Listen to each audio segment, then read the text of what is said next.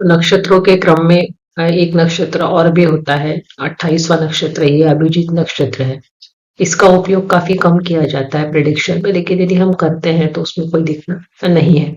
मकर राशि में आने वाला यह नक्षत्र 6 डिग्री 40 मिनट से 10 डिग्री 53 मिनट तक फैला है। उत्तरा आषाढ़ा का आखिरी चरण और श्रवण नक्षत्र का पहला चरण मिलाकर इस नक्षत्र का स्पैन होता है। इसका जो सिंबल है, कुछ लोग ट्रायंगल को मानते हैं। हम जैसे कि राशि स्वामी इसके शनिदेव बनते हैं और नक्षत्र देवता जो है ब्रह्मा है, जो कि creator of this universe. And second जो इसके लॉर्ड माने गए हैं वो भगवान विष्णु को माना गया है।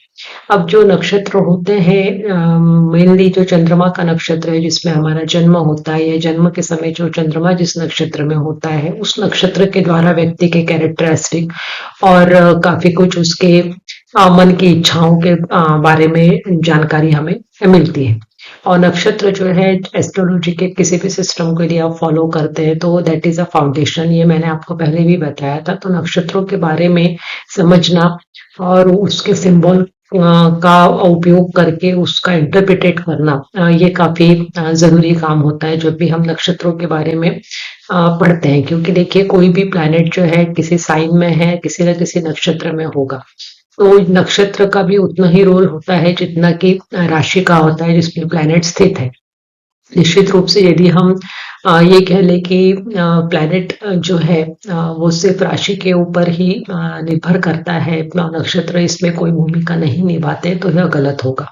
दोनों की यहाँ अपना अपना इम्पोर्टेंस है, क्योंकि नक्षत्रों के भी देवता होते हैं, उसके बाद नक्षत्रों के स्वामी होते हैं, उनकी स्थिति भी कुंडली में कैसी है वह सब देखकर भी यह डिसाइड होता है कि वो प्लैनेट जो है वो किस प्रकार का रिजल्ट देगा।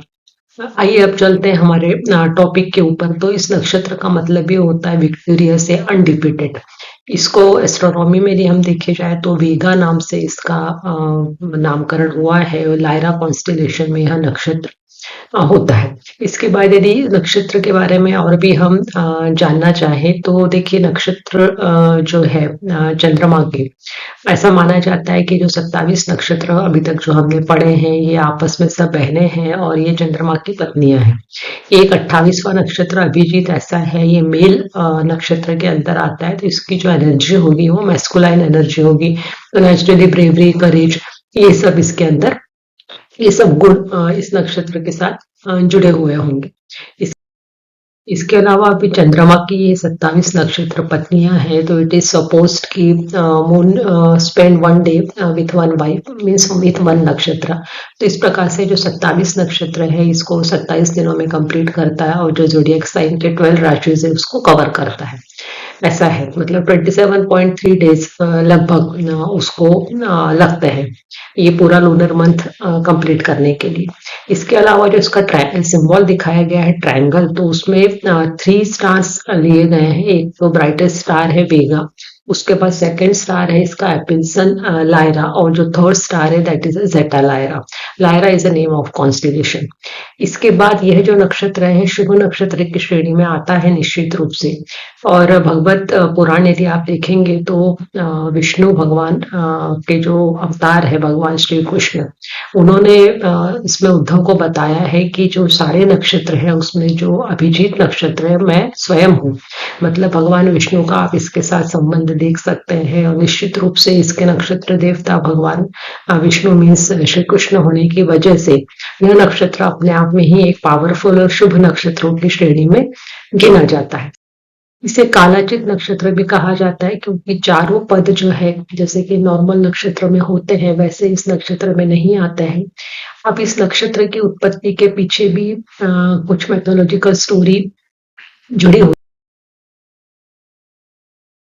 कि महाभारत के समय में 28 नक्षत्र हुआ करते थे, और उसमें से अभिजीत नक्षत्र जो था वो रोहिणी नक्षत्र के नीचे था, और अभिजीत नक्षत्र रोहिणी नक्षत्र से ऊपर आना चाहता था, ज्येष्ठ बनना चाहता था, और इस वजह से जो है वो आसमान से गिर गया। गगनच्युत ऐसा वर्ड यजुर्वेद के श्लोक में लिया हुआ है। उस श्लोक में इस नक्षत्र के बारे में उल्लेख है। इसका मतलब यह कि यह नक्षत्र अस्तित्व में था, और फिर ऐसा कहा जाता है कि धरती पे आने के बाद उसने तप किया, और बाद में जो है वह उत्तराषाढ़ा और श्रवण नक्षत्र के बीच में उसे स्थान मिला। यह एक स्टोरी है इस नक्षत्र की उत्पत्ति के साथ जुड़ी हुई, और इस वजह से ये हुआ कि रोहिणी नक्षत्र के बाद जो अभिजीत नक्षत्र था उसकी जगह कृतिका नक्षत्र आ गया, क्योंकि जो टाइम कीपिंग सिस्टम था अंतरिक्ष का, उसको बैलेंस करने के लिए इस तरीके की योजना की गई थी।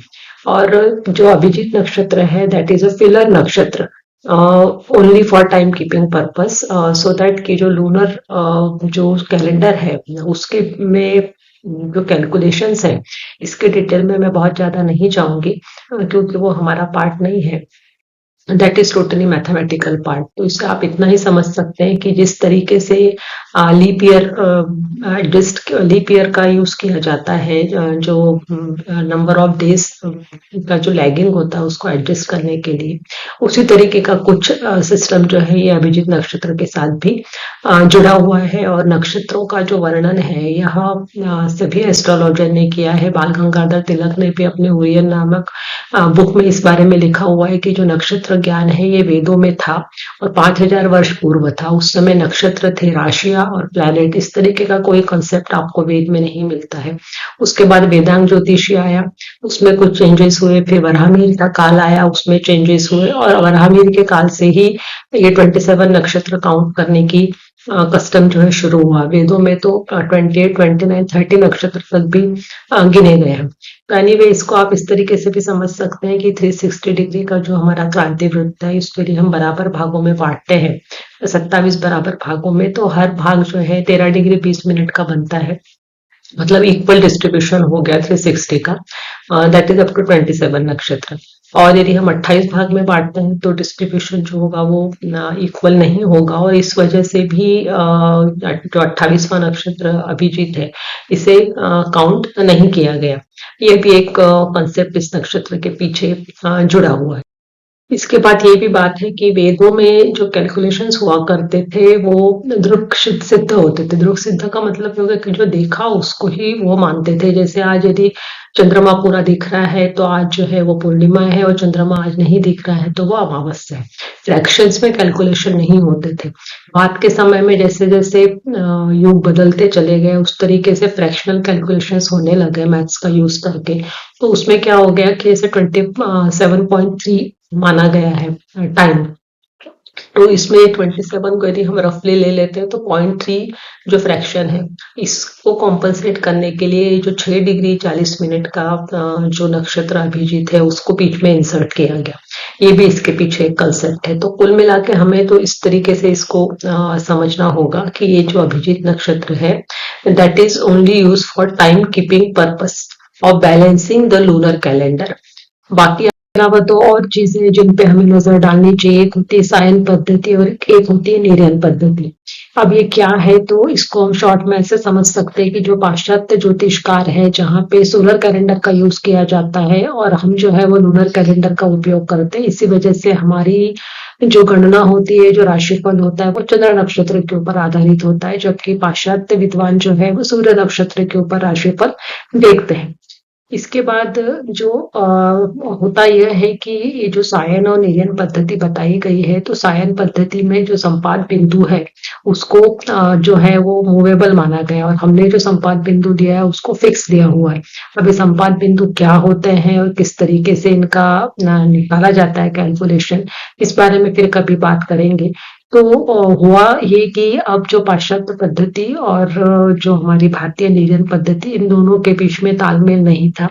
जैसे कि मैंने आपको बताया कि वैदिक काल और वेदांत ज्योतिषी काल में ये जो नक्षत्र गणना थी वही मुख्य रूप से होती थी। वैदिक काल में प्रथम नक्षत्र धनिष्ठा को माना गया है, इसके सॉरी कृतिका को माना गया है, और उसके बाद वेदांत ज्योतिष में महाभारत काल में धनिष्ठा को प्रथम नक्षत्र की श्रेणी में रखा गया था। और ये जो नक्षत्र होते थे, वसंत संपात जो बिंदु होता था वहां पे जो नक्षत्र होता था संपात बिंदु के पास, उसी को प्रथम नक्षत्र की गणना, वहीं से प्रथम नक्षत्र की गणना की जाती थी।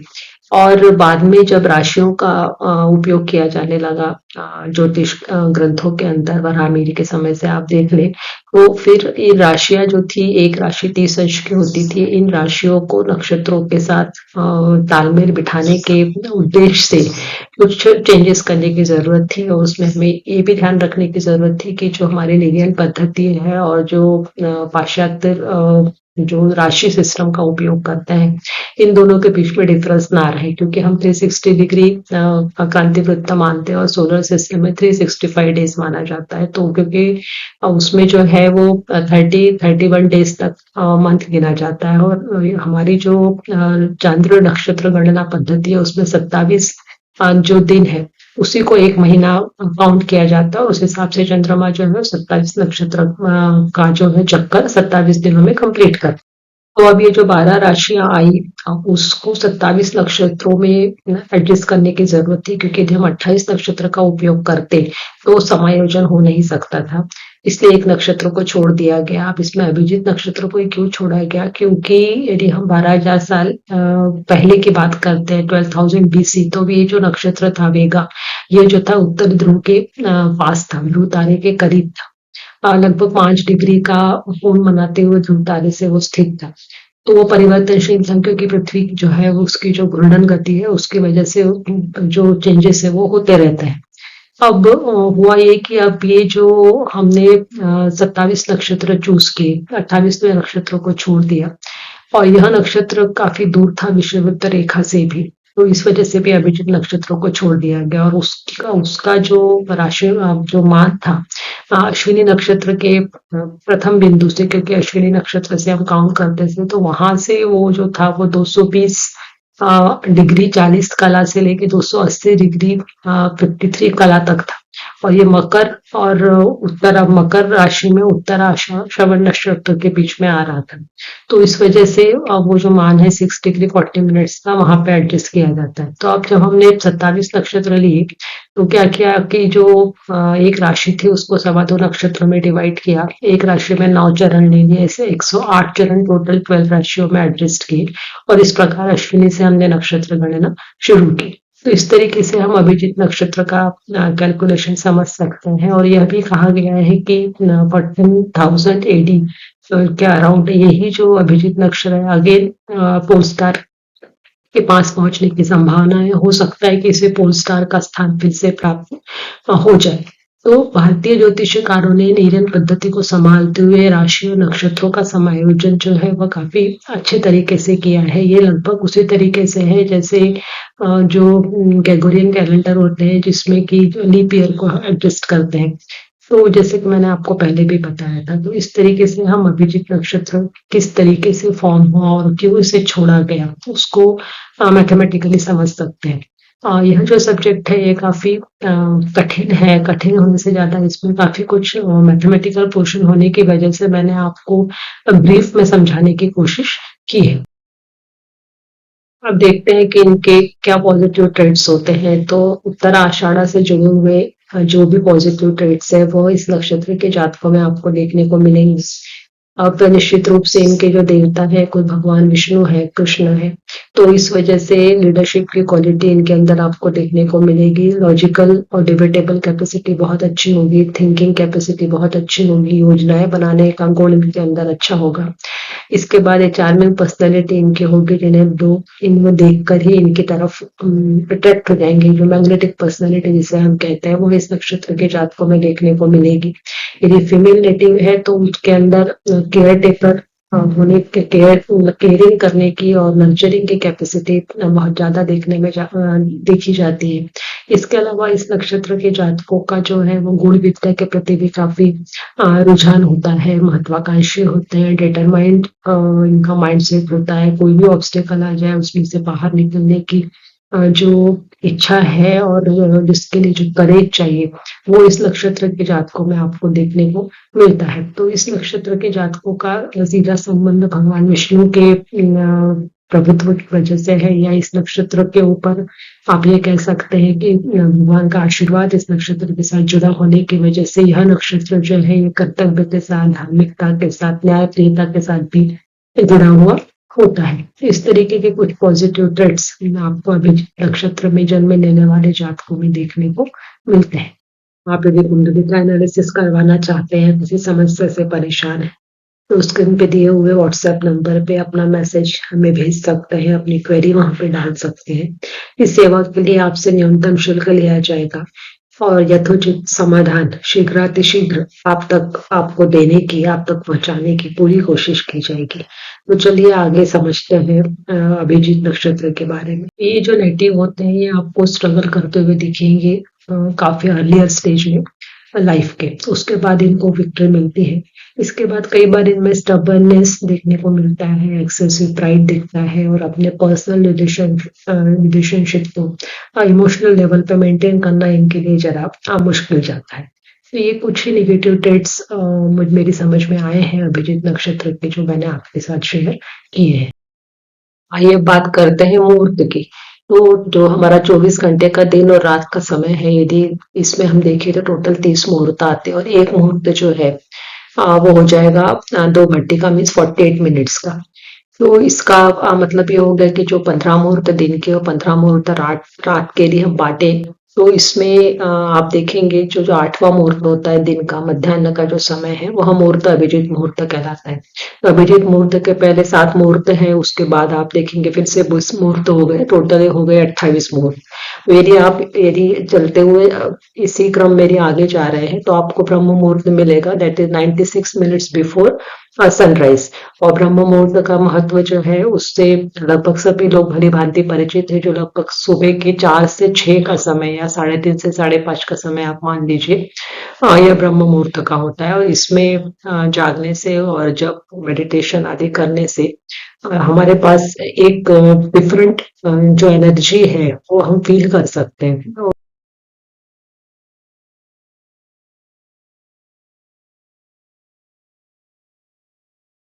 अब जो दिन का 8वां मुहूर्त है, जिसे अभिजीत मुहूर्त कहा जाता है, शुभ मुहूर्त इसे माना गया है। इसमें यदि आप कोई भी काम स्टार्ट करते हैं, कोई स्टार्टअप चालू करना चाहे, बिजनेस चालू करना चाहे, शादी ब्याह हो गया, गाड़ी लेना चाहे, और भी कोई शुभ कार्य यदि आप स्टार्ट करना चाहते हैं और यदि आपको कोई अच्छा मुहूर्त नहीं मिल रहा है और उसी दिन आप काम करना शुरू करना चाह रहे हो, जैसे जॉब ज्वाइन करनी है और उसके लिए यदि आपको डे प्रॉपर नहीं मिल रहा है, मुहूर्त प्रॉपर नहीं मिल रहा है, तो आप इस अभिजीत मुहूर्त का उपयोग कर सकते हैं। भगवान श्री राम का जन्म जो है ये भी अभिजीत मुहूर्त में हुआ था और ये भी मान्यता है कि शिव जी ने त्रिपुरासुर का जो वध है वह भी अभिजीत मुहूर्त में किया था। तो ऐसा माना जाता है कि जो डिवाइन एनर्जीज इस मुहूर्त में हमको मिलती है, उससे हमें अपने किसी भी शुरू किए हुए काम में सफलता निश्चित रूप से मिलती है। इसके अलावा यदि हम लग्न कुंडली की स्थिति भी देखते हैं, तो सूर्य 12 बजे के आसपास आप देखेंगे तो 10th हाउस में मिलेगा और 10th हाउस जो है वो कर्म भाव है। आप सभी लोग अभी इससे अच्छे से परिचित हो गए होंगे कि ग्रह क्या है, हाउसेस क्या है। तो सूर्य का 10th हाउस में रहना यही अपने आप में आपको जो है कर्मशील बनाता है और निश्चित रूप से यदि आप कर्मशील होंगे तो सफलता आपको मिलेगी। इस वजह से भी जो है अभिजीत मुहूर्त का महत्व है। इसके बाद एक बात और भी देखी गई है कि जो रात्रि का समय है, मध्य रात्रि का समय, उसे भी कई विद्वान जो है वो अभिजीत मुहूर्त की संज्ञा देते हैं, लेकिन वह निश्चित मुहूर्त है और वो निश्चित मुहूर्त का जो उपयोग होता है माता लक्ष्मी की पूजा अर्चना करने के लिए उपयुक्त तो होता है। जब तब ध्यान यदि आप करना चाहते हैं उसके लिए वो अच्छा है। इसके अलावा तंत्र मंत्र साधना के लिए भी उस मुहूर्त की महत्ता बताई गई है। उस मुहूर्त के जो स्वामी है वो भी ब्रह्मा है और जो है यह मुहूर्त इसलिए भी शुभ माना जाता है क्योंकि भगवान श्री कृष्ण का जन्म जो है वो मध्य रात्रि में हुआ था, जिसमें चंद्रमा जो था वो रोहिणी नक्षत्र में था।